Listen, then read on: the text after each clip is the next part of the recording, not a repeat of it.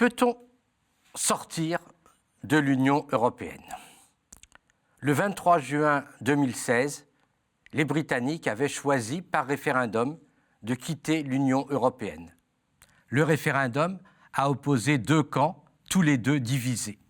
Du côté des partisans de rester dans l'Europe, on trouve les représentants du grand patronat, les représentants de la finance. Ils veulent conserver l'accès au marché européen. Ils veulent que le Royaume-Uni reste dans l'Union européenne et fasse pression pour que l'Union européenne reste un grand marché sans régulation, sans harmonisation, ni fiscale, ni sociale. Mais aussi, on trouve des syndicalistes, des travailleurs qui pensent que l'Europe peut les protéger des libéraux britanniques, qu'elle peut imposer au Royaume-Uni un minimum de droits sociaux. Du côté des partisans du Brexit, on trouve des libéraux forcenés qui veulent que le Royaume-Uni se transforme en paradis fiscal et réglementaire. Mais on trouve aussi et surtout des salariés victimes de la mondialisation, victimes de la désindustrialisation, victimes de la financiarisation, qui ont dû accepter des baisses d'emplois industriels, des baisses de salaires, des baisses de prestations sociales, des baisses de droits du travail. En même temps, beaucoup de Britanniques refusent la marche forcée vers une Europe fédérale, une Europe qui remet en permanence en cause la souveraineté nationale. Ils ne veulent pas que la technocratie de Bruxelles ou les juges de la Cour de justice de l'Union européenne leur imposent leurs règles. En même temps, il faut le dire, le vote britannique, c'est un refus de la solidarité en Europe. Ne pas payer pour les pays les plus pauvres, contrôler l'installation des travailleurs venus d'Europe de l'Est. Près de 3 ans après le vote, la sortie ne s'est toujours pas faite. Le Royaume-Uni a choisi de respecter l'article 50 du traité européen qui prévoit une sortie négociée de l'Union européenne. Mais la négociation est obligatoirement difficile puisque l'objectif des institutions européennes n'est pas de trouver un accord avantageux pour le Royaume-Uni, mais au contraire de faire un exemple, de montrer que sortir de l'Union européenne a un coût économique très important. Les institutions européennes veulent obliger les peuples d'Europe à aller vers toujours plus d'Europe, mais vers un modèle bien précis d'Europe fédérale, autoritaire, où tous les pouvoirs passent progressivement à la technocratie européenne qui ainsi peut imposer des réformes libérales. Le but des institutions européennes n'est pas d'aller vers une Europe respectueuse des choix des peuples et des souverainetés nationales, peuples qui pourraient s'engager dans des coopérations mutuellement avantageuses. Les Britanniques sont aujourd'hui partagés entre 4 positions.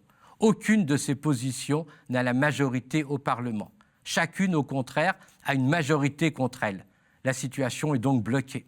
Les uns veulent rester dans l'Europe, certains pour infléchir l'Europe dans un sens de plus en plus libéral, et d'autres, en particulier des travaillistes, des syndicalistes, veulent rester en Europe pour participer au combat des forces progressistes pour changer l'Europe. Mais ce serait peu démocratique que de ne pas respecter le vote de sortie du 26 juin 2016. Certains veulent sortir sans accord. Le Royaume-Uni pourra alors négocier ses relations avec l'Union européenne sur une base égalitaire. Ce ne serait pas le chaos annoncé. Il y aurait sans doute des accords d'urgence qui permettraient de maintenir la circulation des personnes, des trains, des avions, des marchandises, qui maintiendraient la reconnaissance mutuelle des qualifications, qui maintiendront les droits des Britanniques résidant en Europe et les droits des Européens résidant au Royaume-Uni. Le risque, c'est que cette sortie sans accord n'annonce une stratégie de dumping salarial, social, fiscal et réglementaire, dumping qui se ferait au détriment des travailleurs britanniques et européens. Certains, parmi les travaillistes, souhaitent que le Royaume-Uni sorte de l'Union européenne, mais reste dans le marché unique. Le Royaume-Uni devrait alors accepter la liberté de circulation des travailleurs, l'autorité de la Cour de justice européenne, les réglementations européennes, alors qu'il aurait perdu tout pouvoir à Bruxelles. L'accord signé par Theresa May reste dans l'ambiguïté. À court terme, le Royaume-Uni demeure dans le marché unique.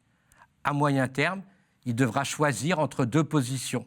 soit il s'abstrait complètement des réglementations européennes, conclure des accords commerciaux avec des pays tiers, et dans ce cas-là, il perdrait l'accès automatique au marché unique, il y aurait des contrôles, des droits de douane, soit, pour rester dans le marché unique, il devrait accepter d'appliquer les réglementations européennes. L'Union européenne est très vigilante contre la concurrence déloyale que pourrait faire demain le Royaume-Uni. Il est dommage qu'elle ne soit pas aussi vigilante contre le dumping fiscal qu'effectue actuellement l'Irlande ou contre le dumping salarial qu'a effectué l'Allemagne. Les difficultés du Brexit illustrent 3 points. Une sortie de l'UE ne doit pas être négociée avec les instances européennes. Une sortie de l'UE doit être portée par des forces politiques et sociales représentant la masse des citoyens. Une sortie de l'Union européenne n'a de sens que si elle vise à engager une stratégie forte de rupture écologique, économique et sociale.